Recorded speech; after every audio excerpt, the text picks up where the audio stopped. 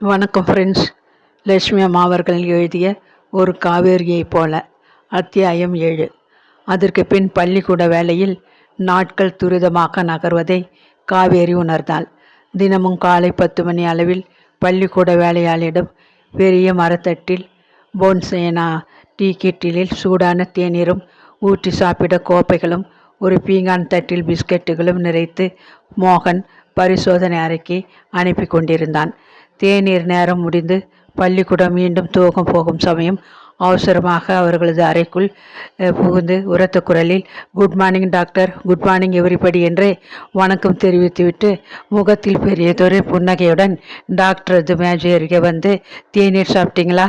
ரொம்ப குளிராக இருந்தால் சொல்லுங்கள், மின்விசை கணுப்புகளை கொண்டு வந்து அறைக்குள் வைக்க சொல்கிறேன். இன்னும் ஏதாவது தேவை என்றால் சொல்ல தயங்க வேண்டாம். பரிசோதனை பற்றி ஏதாவது சந்தேகங்கள் எழுந்தால் உடனடியாக சொல்லி அனுப்புங்கள், வந்து ஆவணம் செய்கிறேன். மிகவும் குறைவாக பேசினான். அவன் அனுப்பிய தேநீரையும் பிஸ்கெட்டுகளையும் காவேரி திரும்பி கூட பார்க்கவில்லை. ஜோதி சித்தப்பாவின் மருமகள் அம்பிகா தினமும் அன்புடன் கட்டி கொடுத்த சாண்ட்விச்சுகளையும் பிளாஸ்கில் நிறைத்து கொடுத்த தேநீரையும் இடைவெளியின் போது சாப்பிட்டாள். அத்துடன் அவன் அறைக்கு டாக்டரிடம் பேச வந்ததுமே தலையை குனிந்து கொண்டு தன் குறிப்பு புத்தகத்துடன் உறவாடினாள். டாக்டர் ஸ்காட்டிடம் அவன் பல்லை இழித்து கொண்டு பவ்யமாக நின்று பேசியதை ஓரக்கண்ணால் கவனித்த போது அவளுக்கு ஆத்திரம் பொங்கி கொண்டுதான் வந்தன. தாமோதரன் கூறுவது முற்றிலும் உண்மை. இந்த நாட்டில் இந்தியன் காலடி வைத்து 100 ஆண்டு காலத்திற்கு மேலாகிவிட்ட போதிலும் மவுண்ட் எச்சோம் என்ற இடத்தில் தொழிலாளிகள் தங்கும் கொட்டகையில் கூட்டமாக குவிந்து கொண்டு வெள்ளைக்கார எஜமானது வருகைக்காக எதிர்பார்த்து அரண்டு போய் நெஞ்சு படப்படக்க அன்று நின்று கொண்டிருந்தானே அந்த ஏழை தொழிலாளி. இந்தியனின் பயங்குழித்தனம் இன்னமும் படிந்து பின்னரும் பிரபலமான பெரும் புள்ளிகளாக எல்லா துறைகளிலும் முன்னேறிவிட்ட போதிலும் அநேக இந்தியனின் நெஞ்சிலிருந்து நீங்கவே இல்லை. வெள்ளை தோலை கண்டு மிரண்டு கொள்ளும் இந்த கோழைத்தனம் நம் மனத்தினின்று முற்றிலும் நீங்கும் வரை நமக்கு கதிமோட்சம் கிடையாது. இந்த மோகன் ஒரு அயோக்கியன் மட்டுமல்ல, மிகப்பெரிய கோழை. அடிமை உணர்வில் ஊறி போனவன். இவனும் ஒரு மனிதனா? இவனை போய் நான் காதலித்தேனே, நானும் ஒரு முட்டாள். தனக்குள்ளே எண்ணியபடி புத்தகத்தில் வேகமாக எழுதி கொண்டிருந்தாள். லேடி ஸ்மித்துக்கு கிளம்பிய போது அவளுள் உருவாகிவிட்டிருந்த அந்த பயமும் கவலையும் மாயமாக்கி போயின.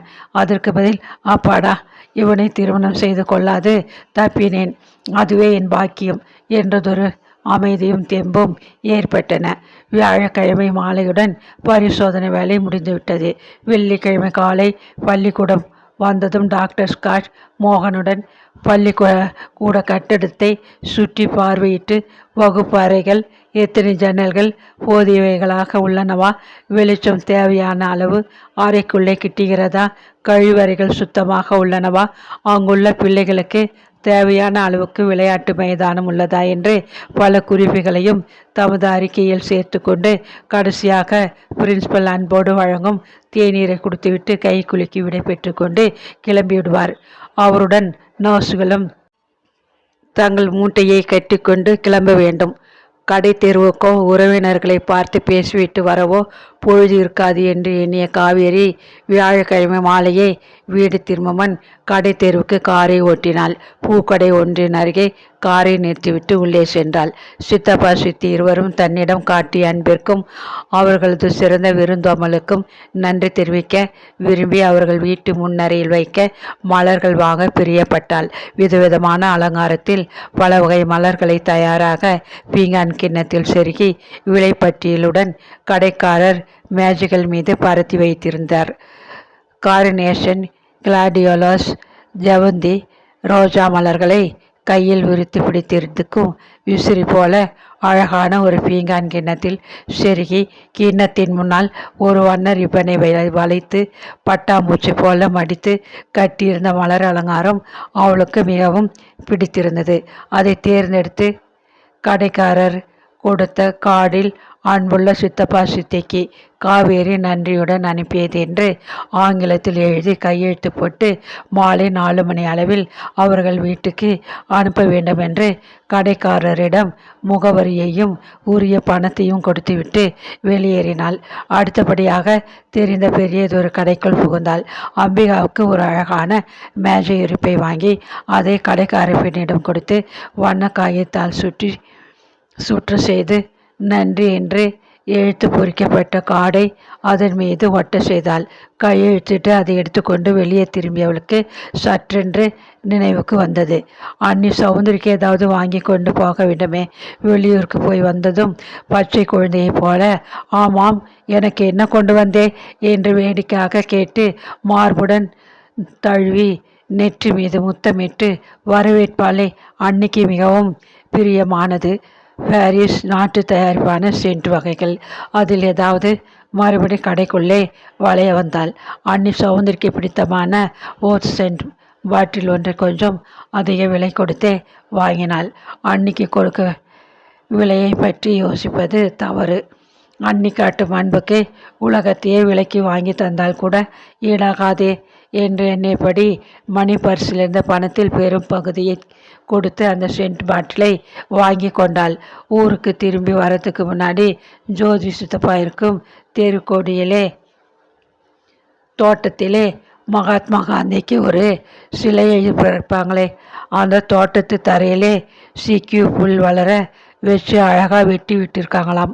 உனக்கு அந்த வகை புல் பிடிச்சா சொல்லு, நம்ம வீட்டு முன்பக்கத்து தோட்டத்திலே அதை வளர வச்சுக்கலாம். சௌந்தரி அண்ணி அவள் புறப்படும் முதல் நாள் மாலை சொன்னது நினைவுக்கு வரவே காரை ஜோதி சித்தப்பா வசித்த தெருக்கோடிக்கு திருப்பினாள். மகாத்மா காந்தியடிகள் அந்த நாட்டுக்கு வந்து சுதந்திர போராட்டத்திற்கு வித்து ஊன்றி மக்களை தட்டி எழுப்பிவிட்டு தாய் நாட்டிற்கு திரும்பிவிட்டார். அந்த நினைவை வலியுறுத்த அவருக்கு நன்றி தெரிவிக்கும் பாணியில் இந்திய மக்கள் அவருக்கு அங்கே ஒரு சிலை எழுப்பி அந்த இடத்தை ஒரு புனித ஆலயம் போல் அமைத்திருந்தனர். சிலையை சுற்றிலும் பரவி இருந்த தோட்டத்து தரை மீது சீக்கிய புல் பசுமையாக படர்ந்திருந்ததை பார்த்து வியப்புடன் மெல்ல அது கையால் தொட்டால் காவேரி. பார்வைக்கு கோரை புல் போல சற்று கடினமாக தென்பட்ட அந்த புல் கையால் தொட்டபோது வெல்வெட்டை வருடுவது போன்று எத்தனை மென்மையாக இருந்தது.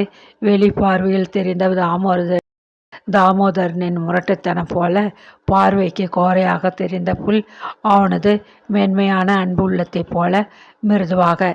திடீரென்று காவேரியின் கண்களில் நீர் புரண்டது. அவள் வாழ்க்கையில் எத்தனை ஒரு பெரிய தவறை செய்து விட்டிருக்கிறாள். தாமோதரனை நன்றாக ஆரம்பத்திலே புரிந்து கொண்டிருந்தால், அன்னி மறுப்பு தந்திருந்தாலும், அவள் ஒரே பிடிவாதமாக இருந்திருந்தால் மோகனால் அவளுக்கு அவமானம் வந்திருக்காது. அவள் தாமோதரன் மனைவியாகி சகல வசதிகளுடன் அன்பான கணவனுடன் சுகமாக வாழ்ந்து கொண்டிருப்பாள். அரியதொரு வாய்ப்பை ஏற்க தெரியாது அழகுக்கு மயங்கி ஒரு அடிமையை காதலித்து அவனால் கைவிடப்பட்டு தாமோதரன் மனதை அவள் புண்படுத்தி விட்டது பெரும் தவறு, மன்னிக்க முடியாத குற்றம். கன்னத்தில் வழிந்த கண்ணீரை துடைத்து கொண்டு கடிகாரத்தை பார்த்தாள். ஐயோ, இத்தனை நேரம் நர்ஸ் ஜெயா லேடி ஸ்மித்தை விட்டு வெளியேறியிருப்பாளே என்ற நினைப்பிலே அரண்டு போனாள். சித்தப்பா வீட்டிற்கு விரைந்தாள். சித்தப்பா வீட்டு வரைகளிடம் விடை பெற்று கொண்டு அம்பிகாவுக்கு தெரியாது அவளது படுக்கை அறை மேஜை மீது பரிசு பொட்டலத்தை வைத்துவிட்டு தன் பெட்டியை கார் டிக்கியில் வைத்து பூட்டி கொண்டு அவள் உடனடியாக கிளம்ப வேண்டும். வழியில் மறக்காமல் பெட்ரோல், எண்ணெய் இத்தியாதிகளை காருக்கு போட்டுக்கொண்டு நிதானமான வேகத்தில் மாலை 4 மணிக்குள் டர்பன் போய் சேர்ந்துவிட வேண்டும். நேரே தலைமை அலுவலகத்திற்கு போய் பரிசோதனை அறிக்கை, லாக்புக் எல்லாவற்றையும் ஒப்படைத்துவிட்டு 4 நாட்கள் வெளியூரில் தங்கியதற்கு அரசு அளிக்க போகும் போக்குவரத்து செலவு தாளை பூர்த்தி செய்து தலைமை அதிகாரியிடம் கொடுத்துவிட்டு கவர்மெண்ட் காரேஜில் காரை கொண்டு நிறுத்திவிட்டு தன் பெட்டியை தூக்கி கொண்டு நர்ஸ் நளினியின் காரில் ஒரு லிஃப்ட் வாங்கி கொண்டு வீடு போய் சேர வேண்டும். இருட்டிய பின் கவர்மெண்ட் காரை டாக்டரோ நர்ஸுகளோ சாலையில் ஓட்டக்கூடாது என்பது சட்டமாயிற்றே. அதனால்தான் அவள் சிறிதும் தாமதிக்கக்கூடாது, கிளம்ப வேண்டும் என்ற கவலையில் அவசரப்பட்டாள். சித்தி வற்புறுத்தியும் அவளால் பகல் உணவுக்கு அங்கே தங்க இயலவில்லை. தொலைதூரம் அவள் போக வேண்டியது போல எண்ணி சித்தி ஒரு பெரிய பிளாஸ்டிக் டப்பா முழுவதையும் சாண்ட்விச்சுகளால் நிறைத்து விட்டிருந்தாள். குடிக்க ஒரு பாட்டிலில் நீரும் பிளாஸ்கில் சூடாக காஃபியும் நிறைத்து கூடைக்குள் வைத்து அம்பிகா அத்துடன் தன் கையால் பிணிய ஸ்வெட்டரையும் கொண்டு வந்து காரில் ஏற்றினாள். சித்தப்பாவும் அவர் மகனும் கடையை கவனிக்க புறப்பட்டு போய்விட்டிருந்தனர். காலையில் போகும் முன்பே சித்தப்பா அவள் ஊருக்கு எடுத்து போக ஒரு கூடை மாதுளம் பழங்களையும் தயாராக கட்டி வைத்துவிட்டு தமது பரிசாக அவள் உபயோகிக்க கூட்டல் கம்பளம் ஒன்றையும் வைத்துவிட்டு போயிருந்தார். அன்பையும் பரிசுகளையும் கொடுத்து அவளது உணர்வுகளை திணற செய்து பிரியாவிட கொடுத்து அனுப்பிய ஜோதி சித்தப்பா வீட்டவர்களுக்கு பை பை சொல்லிவிட்டு அவள் காரில் அமர்ந்து அதை வேகமாக செலுத்தினாள். லேடி ஸ்மித்திலிருந்து கொண்டு வந்த பரிசு பொருள்களையும் பெட்டியையும் வாயில் முன் இறக்கிவிட்டு நளினிக்கு நன்றி தெரிவித்தபடி கேட்டை திறந்து கொண்டு உள்ளே நுழைய திரும்பி அவள் திடுகிட்டு போனாள். குளிர்கால பொழுதானதால் வராந்தாவிலிருந்து விளக்கை சீக்கிரமாக எரிய விட்டிருக்கிறார்கள். ஆனால் ஜன்னல் கதவுகளை ஏன் அடைத்திருக்கிறார்கள்? வீட்டில் யாரும் இல்லையா? நெஞ்சு படபடக்க செல்லீனா என்று ஓங்கி குரல் கொடுத்தாள். பின்பக்க தோட்டத்திலிருந்து அவர்களது ஆப்பிரிக்கா வேலைக்காரி தன் அறை கதவை திறந்து கொண்டு ஓடி வந்தாள். அவளது பெட்டியையும் சாமான்களையும் தூக்கி கொண்டு பரபரப்புடன் சுலுவில் பேசினாள். கோச்சான் பிக்மக் கோட்டி மணி மணிகிஷிக் சின்ன எஜமானி பெரிய எஜமானிக்கு உடம்பு முடியலை. ஆஸ்பத்திரிக்கு அழைத்து கொண்டு போயிருக்காங்க. சௌந்தர்யா அன்னைக்கு உடம்புக்கு முடியலையா? எந்த ஆஸ்பத்திரியில் எப்போது அனுமதிச்சாங்க? சின்ன அண்ணி ட்ரங்கால் போட்டு சொல்லியிருக்க கூடாதா? ஐயோ, அவங்களுக்கு ஒன்றும் ஆயிடக்கூடாது கடவுளே! மார்பு வேகமாக துடிக்க கால்கள் தள்ளாட நின்றாள். அப்பொழுது பக்கத்து வீட்டு பெண் தோட்டத்திற்குள் ஓடி வந்தாள். அக்கா, உங்கள் சின்ன அண்ணி வீட்டு சாவியை எங்கள் அம்மா கிட்ட கொடுத்துட்டு இப்போ தான் சித்த முன்ன செயின்ட் ஏடன் ஆஸ்பத்திரிக்கு உங்கள் பெரிய அண்ணியை காரில் கூட்டிகிட்டு போனாங்க. டாக்டர் வந்து பார்த்துட்டு ஹார்ட் கேஸ், உடனே ஆஸ்பத்திரிக்கு போகணும்னு சொன்னாராம் என்றாள். மாரடைப்பா? சௌந்தர்யா அன்னைக்கு மறுபடியும் ஒரு மாரடைப்பா? கலங்கி போன காவேரி பக்கத்து வீட்டு பெண் நீட்டிய சாவியை வாங்கி கொண்டு தேங்க்யூ என்றாள்.